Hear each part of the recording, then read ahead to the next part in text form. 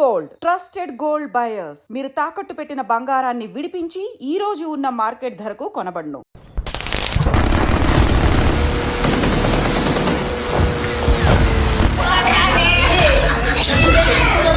పంజాబ్లో జాబ్ చేస్తూ మొన్న అంటే 2 days బ్యాక్ జమ్మూ కాశ్మీర్ బార్డర్కి మురళి ఫైర్ చేసి చంపాడు. 15వ పర్సన్ అటాక్ చేశాడు. 14 మందిని మురళి అటాక్ చేశాడు. 14 మంది చంపినారు.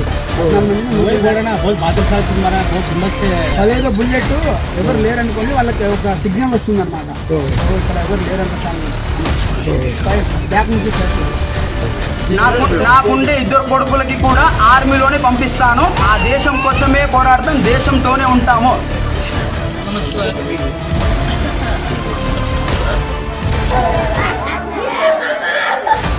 వీలైతే మోదీ సార్ గారికి రిక్వెస్ట్ చేస్తున్నాను 2 రోజుల్లోనే ఆ పాకిస్తాన్ మొత్తం సర్వనాశనం అయిపోవాలని నేను కోరుకుంటున్నాను.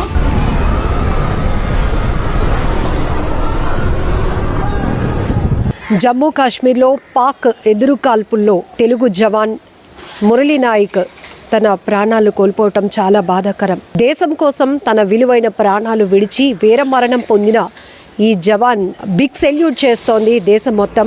ఆయన సేవలను ప్రతి ఒక్కరూ కూడా సోషల్ మీడియా వేదికగా కొనియాడుతున్నారు. అలాగే ఆ కుటుంబానికి తమ ప్రగాఢ సానుభూతి తెలియజేస్తున్నారు. ఈ వీర జవాన్ మురళీ నాయక్ మృతితో ఒక్కసారిగా సత్యసాయి జిల్లా గోరంట్ల మండలం కల్లితండాలో విషాదం నెలకొంది. ఆ తల్లిదండ్రులను ఓదార్చడం ఎవరు తరం కావటం లేదు. ఒకవైపు తన కన్న కొడుకు దేశానికి సేవ చేయటం కోసం జవానుగా మారాడు. కానీ ఇప్పుడు జరిగినటువంటి కాల్పుల్లో ప్రాణాలు కోల్పోవడంతో ఆ తల్లిదండ్రులైతే మాత్రం ఒకవైపు గర్వపడుతూనే మరొక వైపు కన్న కొడుకును పోగొట్టుకున్నటువంటి బాధలు తీవ్రంగా రోధిస్తున్నటువంటి పరిస్థితి. కానీ ఇది వీర మరణం అంటూ ప్రతి ఒక్కరూ కొనియాడుతున్నారు.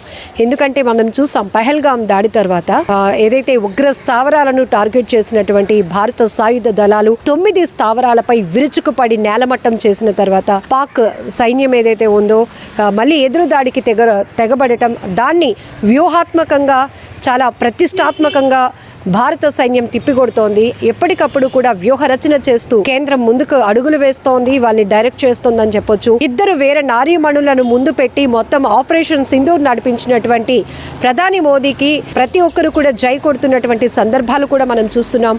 ఈ నేపథ్యంలోనే ఈరోజు జరిగినటువంటి ఎదురుకాల్పుల్లో పాక్ జరిపినటువంటి ఎదురుకాల్పుల్లో తెలుగువాడైనటువంటి జవాన్ ఎవరైతే ఉన్నారో మురళీ నాయక్ తను ప్రాణాలు కోల్పోవడం అనేది చాలా బాధాకరమైన విషయం. కానీ దేశానికి సేవ చేసిన ఇలాంటి యువకుడు జవాన్ యొక్క మృతి ఒక పర్పస్ ఏదైతే ఉందో మనం తెలుసు.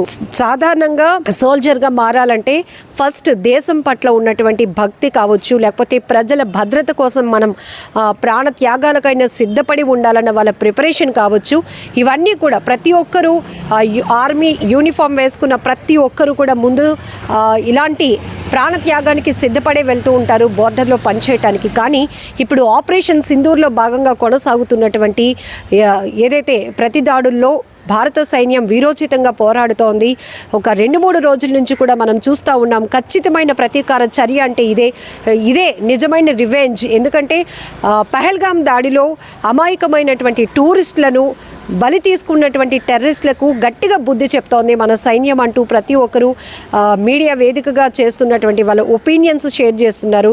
ఈ నేపథ్యంలోనే ఇందులో కొంతమంది సివిలియన్స్ కూడా చనిపోతున్నారు. పాక్ జరుపుతున్నటువంటి కాల్పుల్లో కొంతమంది సైనికులను కూడా మనం కోల్పోతున్నాం. కానీ ఒక్కసారిగా తెలుగు రాష్ట్రాలకు సంబంధించి తెలుగు జవాన్ మురళీ నాయక్ ఈ కాల్పుల్లో మృతి చెందడంతో ఒకవైపు ఆ గ్రామంలో విషాదకరమైనటువంటి ఛాయలు అలుముకున్నాయి. మరొక వైపు ఆ కుటుంబం దేశానికి సేవ చేసినటువంటి ఒక వీర జవాన్ అందించింది అంటూ మరొక వైపు ప్రశంసలతో ప్రతి ఒక్కరూ కూడా ఘనమైన నివాళి అర్పిస్తూనే ఆయన సేవలను కొనియాడుతున్నటువంటి సందర్భాన్ని కూడా మనం చూస్తున్నాం. ఇప్పటికే ట్విట్టర్ వేదికగా వీర జవాన్ మృతికి సంబంధించి ప్రతి ఒక్కరు కూడా ఆయన సేవలను కొనియాడుతూనే ఆయన వీర మరణానికి సంబంధించి ఆ కుటుంబానికి ప్రగాఢమైన సానుభూతి కూడా తెలుపుతున్నారు. ఇక్కడ మనం ఒక్కసారి చూడొచ్చు ఈ వార్ సిచ్యువేషన్, అంటే వార్ అని అనలేము కానీ అఫీషియల్గా. సో పాకిస్తాన్ భారత్ మధ్య నెలకొన్నటువంటి ఈ ఉద్రిక్తతల పరిస్థితుల నేపథ్యంలో దాడులు ప్రతి దాడులు ఏ స్థాయిలో జరుగుతున్నాయి. సో S-400A ఎంత వీరోచితంగా మనల్ని గెలిపించింది, విజయ సింధూరాన్ని భరతమాత నుదుట తిలకంగా అద్దినటువంటి సందర్భం చెప్పచ్చు. ఒక రకంగా చెప్పాలంటే విజయ సింధూరంతో భరతమాతను మనం అలంకరించుకున్నామని అయితే గర్వంగా చెప్పుకోవచ్చు. ఎందుకంటే పెహల్గాం దాడి తర్వాత తమ భర్తల్ని కళ్ళెదుటే చంపేస్తే మమ్మల్ని కూడా చంపేయండి అని ఆ మహిళలు ప్రాధేయపడినా కూడా ఏమాత్రం మేము మనుషులమనే ఆలోచన కానీ ఏమి కనికరం లేకుండా క్రూరత్వంగా ప్రవర్తించినటువంటి ఆ ఉగ్రవాదులకు సరైన ధీటుగా సమాధానం ఇస్తోంది మన భారత సాయుధ దళాలు. ఈ నేపథ్యంలోనే ఇలాంటి కొంతమందిని కోల్పోయినటువంటి సిచ్యువేషన్ కూడా వస్తుంది. ఖచ్చితంగా వీటన్నిటికీ మనం కాస్త ఆత్మనిర్భరంతో అనుకోవచ్చు, లేకపోతే ఆత్మస్థైర్యంతో కొన్నిటిని మనం రిసీవ్ చేసుకోవడానికి కూడా ఉండాలి. కాకపోతే ఏంటంటే ఆ కుటుంబాల్లో మాత్రం తీవ్రమైనటువంటి విషాదం నెలకొంది. ఇప్పుడు భారత సైన్యం పట్ల ప్రతి ఒక్కరికి కూడా ఇంకా బలమైన గౌరవం ఏర్పడుతుంది. ఎందుకంటే ఇప్పటి వరకు కూడా మనం చూడొచ్చు ఈ ఆర్మ్డ్ ఫోర్స్లో పనిచేసిన వాళ్ళ పట్ల మనకి విపరీతమైన గౌరవం ఉంటుంది. కానీ ఈ ఎదురు కాల్పులు ఎంత భీకరమైన దాడులు జరుగుతున్నాయి. హై ఎక్విప్మెంట్తో కావచ్చు, హై టెక్నాలజీ వాడుతూ డ్రోన్లతో కూడా తెగబడుతోంది పాక్. అలాంటి సందర్భాలను కూడా మనం ఇంత ధీటుగా ఎదుర్కొంటున్నామంటే మనం సివిలియన్స్గా మనం ఇంత హ్యాపీయెస్ట్గా సేఫ్గా లైఫ్ లీడ్ చేస్తున్నామంటే బోర్డర్లో ప్రతి క్యాడర్ని ఇక్కడ మనం పొగడాలి. ఎందుకంటే ప్రతి క్యాడర్ సేవల్ని మనం గుర్తించాలి. సో లీడ్ చేసింది కొంతమంది అయినా కూడా ఈ పార్టిసిపేట్ చేసింది ఏదైతే మొత్తం మన భారతదేశ పౌరులకి ఎలాంటి నష్టం కలగకుండా వాళ్ళ ప్రాణాలకు భద్రత కల్పిస్తూ భరోసాగా నిలుస్తూ వీళ్ళు చేస్తున్నటువంటి ఈ వీరోచితమైనటువంటి సేవలు ఏవైతే ఉన్నాయో సైన్యం సేవలను మనందరం ఖచ్చితంగా స్మరించుకోవాల్సిందే. వాళ్ళకి బిగ్ సెల్యూట్ చేయాల్సిందే. ఎందుకంటే వాళ్ళు జవాన్లుగా పనిచేస్తూ ఎంత గర్వంగా ఫీల్ అవుతూ ఉంటారో అలాంటి జవాన్లు వీర మరణం పొందటానికైనా తాము సిద్ధంగా ఉన్నామంటూ ప్రతి దాడుల్లో పాల్గొంటున్నటువంటి వాళ్ళు కావచ్చు, ఇలాంటి సిచ్యువేషన్స్లో ముందు అడుగు వేస్తున్న వాళ్ళని కావచ్చు, వీళ్ళందరినీ కూడా మనం ఖచ్చితంగా కొనియాడి తీరాల్సిందే. ఎందుకంటే ఇది ఒక ఇన్స్పిరేషన్, భారతదేశ యువతకు ఒక ఇన్స్పిరేషన్. ఇప్పటికే సోషల్ మీడియాలో గత కొద్ది రోజులుగా చూస్తున్నాం సైనికులు కనీసం తినడానికి పొట్ట నిండా కూడా పొట్ట నింపుకునే పరిస్థితి కూడా లేకుండా వాళ్ళ చేతిలో ఏదైతే ఆ టీమ్ లీడర్ ఇస్తారో అదే ఫుడ్ని తింటూ అసలు కనీసం వాళ్ళు వాటర్ బాటిల్స్ కూడా క్యారీ చేయలేనటువంటి పరిస్థితిలో అక్కడక్కడ నీటి గుంటల దగ్గర నీళ్లు ఉంటే అవి అద్దుకొని ఆ వాటర్ డ్రాప్స్తో వాళ్ళు గొంతు తడుపుకుంటున్నటువంటి వీడియోలు చూస్తున్నాం. రాజస్థాన్లో బోర్డర్లో సర్వీస్ చేస్తున్న ఒక జవాన్ అయితే సోషల్ మీడియాలో తను ఒక పోస్ట్ కూడా పెట్టారు. ఒక గుడ్డుని అక్కడ ఇసుకలో ఎడారి ఇసుకలో పెట్టి దానిపైన కొంచెం ఇసుక వేసి ఉడికి పెడితే ఆ గుడ్డు మేము తిని ఇక్కడ మేము కొంత ఎనర్జీ తీసుకుంటున్నాం, ఆ ఎనర్జీని మోర్ ఎనర్జీగా అక్కడ ఎఫర్ట్ చేస్తున్నామంటూ. అంటే మనం ఇవన్నీ కూడా ఒక వీడియోలు చూస్తున్నాము వదిలేస్తున్నాం అని కాకుండా దాని నుంచి మనం చాలా ఇన్స్పిరేషన్ అవ్వాలి, చాలా స్ఫూర్తి నింపుకోవాలి. ఇంత కష్టపడుతున్నారా వీళ్ళు మన కోసం అనేది మళ్ళీ ప్రతి ఒక్కరు కూడా గుర్తు చేసుకోవాల్సినటువంటి ఈ అవసరం కూడా చాలా ఉందని చెప్పొచ్చు. సో ఇప్పుడు సత్యసాయి జిల్లాలో అయితే వీర జవాన్ మృతి వల్ల అక్కడ విషాద ఛాయలు అలుముకున్నాయి. పూర్తి స్థాయిలో భారత ప్రభుత్వం అతనికి హానర్ చేయబోతోంది. ఆ కుటుంబాన్ని కూడా ప్రతి ఒక్కరూ పొగుడుతున్నారు. ఎందుకు అని చెప్తే అక్కడ వాళ్ళు కొడుకును కోల్పోయిన దుఃఖంలో ఉన్నప్పటికీ కూడా ఇలాంటి సిచ్యువేషన్లో పాకిస్తాన్ జరుపుతున్నటువంటి కాల్పుల్లో తన ప్రాణాలు విడిచినటువంటి ఒక కన్న కొడుకుని దేశానికి అందించిన ఆ తల్లిదండ్రులను కూడా ప్రతి ఒక్కరు కొనియాడుతూ సెల్యూట్ చేస్తున్నారు. మొత్తం ఇక్కడ వీర జవాన్ మురళీ నాయక్ గారికే కాదు ఆ కుటుంబానికి కూడా మనం సెల్యూట్ చేయాల్సిందే. తను జమ్మూ కాశ్మీర్ బార్డర్లో ఉద్యోగం చేస్తున్నాడు. తనకు మొదటిగా ఉద్యోగం వచ్చినప్పుడు నాసిక్లో తను ట్రైనింగ్ తీసుకున్నాడు 6 months. నాసిక్లో ట్రైనింగ్ అయిన తర్వాత అస్సాంకి జాబ్ పోస్టింగ్ ఇచ్చారనమాట. అస్సాంలో 1 year జాబ్ చేశాడు. ఆ అస్సాంలో 1 year జాబ్ చేసిన తర్వాత మళ్ళా పంజాబ్కి ట్రాన్స్ఫర్ చేశారనమాట.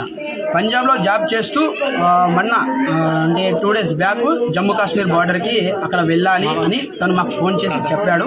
నిన్న కూడా మాతో బాగానే మాట్లాడాడు.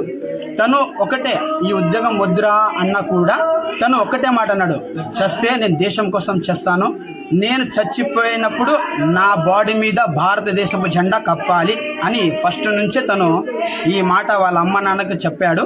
వాళ్ళ అమ్మ వాళ్ళ నాన్న ఎంత ఫోకస్ చేసినా ఈ ఉద్యోగం వద్దురా, మనకి ఏదో కూలీ నాలి చేసుకొని బతుకుందాము అని అన్నారు. మా అక్క మా మావ ఒక చిన్న బీద ఫ్యామిలీ సార్. వాళ్ళు కూలీ నాలి చేసుకునే వాళ్ళు. అలాంటి కొడుకు ఒక ఉద్యోగంలో వెళ్ళి వాళ్ళని బాగా చూసుకునే వాళ్ళు ఒక కొడుకు ఉద్యోగంలో ఉండి వాళ్ళను చూస్తూ సాక్కునేవాడు. అలాగే తను దేశం కోసం పోరాడి చనిపోయినందుకు చాలా సంతోషంగా ఆనందంగా ఉంది. కానీ ఒక చిన్న విషయము, తను ఎప్పుడు మేము మర్చిపోలేము. తను మా హృదయాల్లో ఎప్పటికీ ఉంటాడు.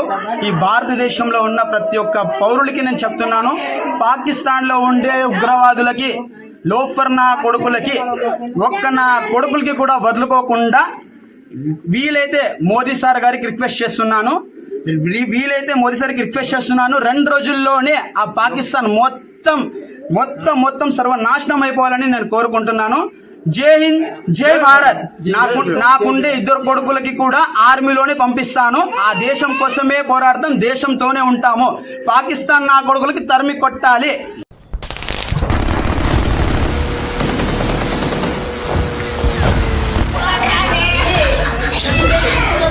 పంజాబ్లో జాబ్ చేస్తూ మొన్న అంటే 2 days బ్యాక్ జమ్మూ కాశ్మీర్ బార్డర్కి మురళి ఫైర్ చేసి చంపాడు. 15వ పర్సన్ అటాక్ చేశాడు. 14 మందిని మురళి అటాక్ చేశాడు. 14 మంది చంపున్నాడు. 15వ బుల్లెట్ ఎవరు లేరనుకోండి, వాళ్ళకి ఒక సిగ్నల్ వస్తుందన్నమాట. ఇక్కడ ఎవరు లేరంట బ్యాక్ నుంచి నాకుండే 2 కొడుకులకి కూడా ఆర్మీలోనే పంపిస్తాను. ఆ దేశం కోసమే పోరాడతాం, దేశంతోనే ఉంటాము.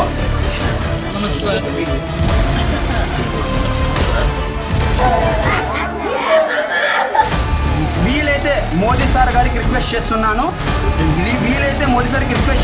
2 రోజుల్లోనే ఆ పాకిస్తాన్ మొత్తం సర్వనాశనం అయిపోవాలని నేను కోరుకుంటున్నాను.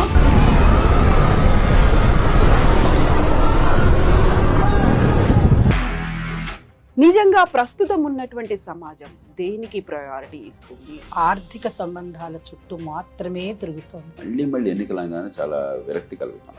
మంచి అనిపిస్తుంది కదా, లేడీస్ కూడా ఛాలెంజింగ్ జాబ్స్ చేసినప్పుడు చాలా బాగుంటది. ట్రాఫిక్ అసిస్టెంట్స్ గా నియమించిన ట్రాన్స్జెండర్స్ అందరితో సాల్యూట్ చేయించుకుంటున్నారు. ఫుడ్ డెలివరీ ఇవ్వటానికి వెళ్ళినటువంటి డెలివరీ బాయ్ అనిల్ పై కళ్ళ ముందు పెళ్ళండి కొట్టి